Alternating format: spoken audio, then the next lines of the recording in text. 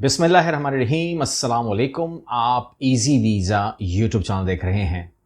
इस वक्त हमारे पास बहुत सारी क्यूरीज ऑस्ट्रेलिया डामा प्रोग्राम के हवाले से हैं। लोग एलिजिबिलिटी पूछते हैं, लोग इसके खदोखाल पूछते हैं, लोग अपनी एलिजिबिलिटी चेक करना चाहते हैं। तो आप अपनी प्रोफाइल से वाकिफ़ हैं, उसको टेबल पर रख लें।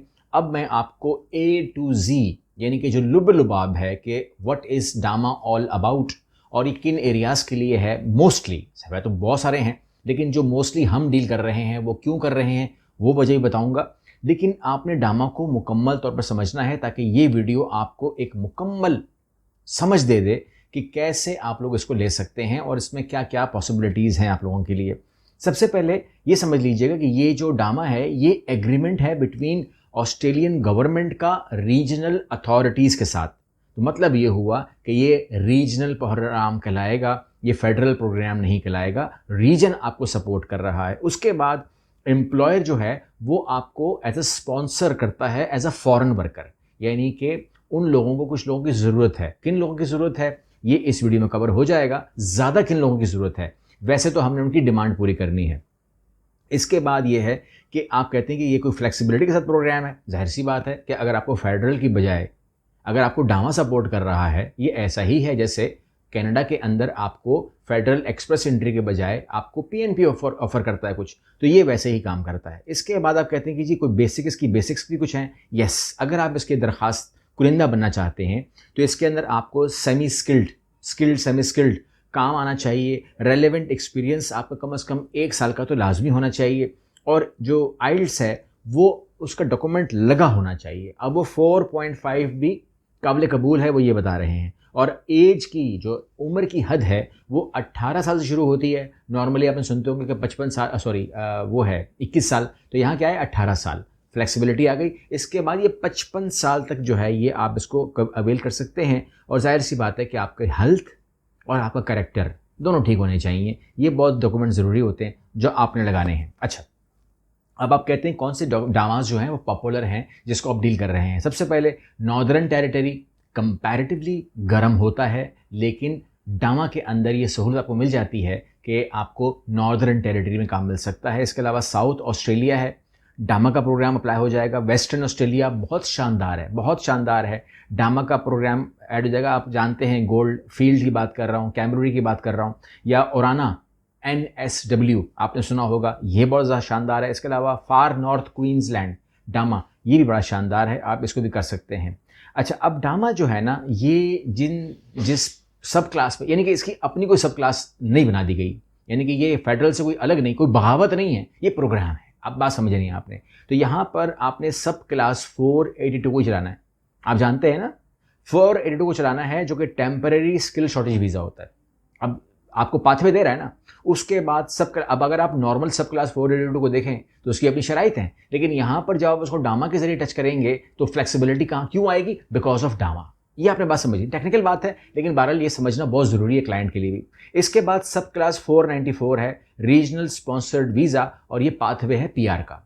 अच्छा, यहाँ पर मैं एक बात क्लियर कर दूँ कि बहुत सारे कंसल्टेंट को भी नहीं पता होता कि वो समझते हैं कि अगर डामा लेंगे तो PR उनके अच्छे भी देंगे। ऐसा नहीं है।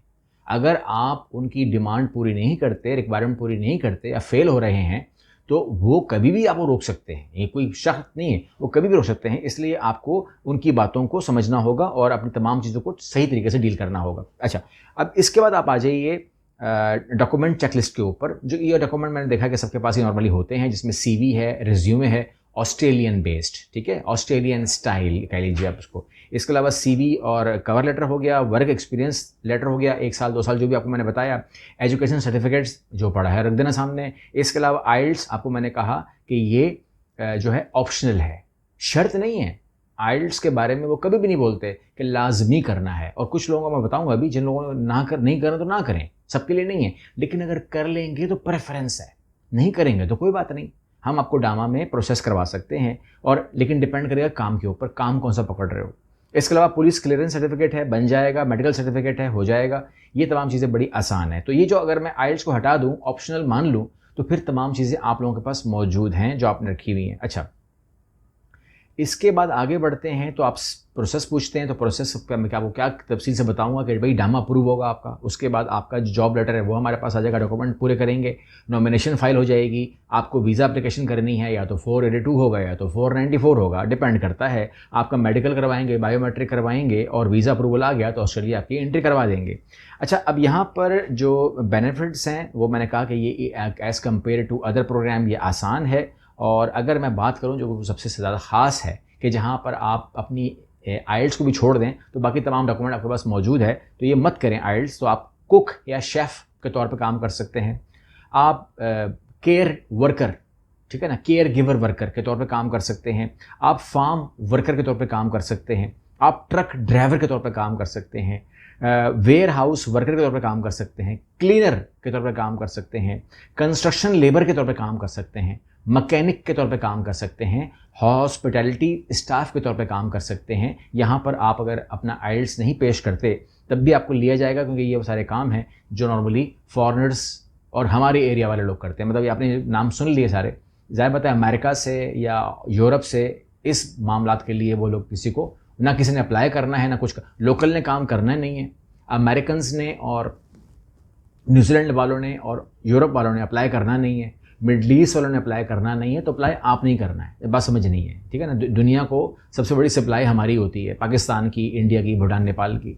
इसके बाद जो वीज़ा फ़ीस आप पूछेंगे तो यहाँ पर चूँकि अभी तक हमारा डामा क्लियर नहीं है कि आप किस डामा के ज़रिए जाएंगे, तो ये डिपेंड करेगा, सरकारी फ़ीस है खुद दे दीजिएगा, लेकिन ये 1200 ऑस्ट्रेलियन डॉलर से लेकर के कोई 4000 डॉलर तक जाती है, और समझ लीजिएगा कि ये फ़ीस जो है ये आपने पे करनी।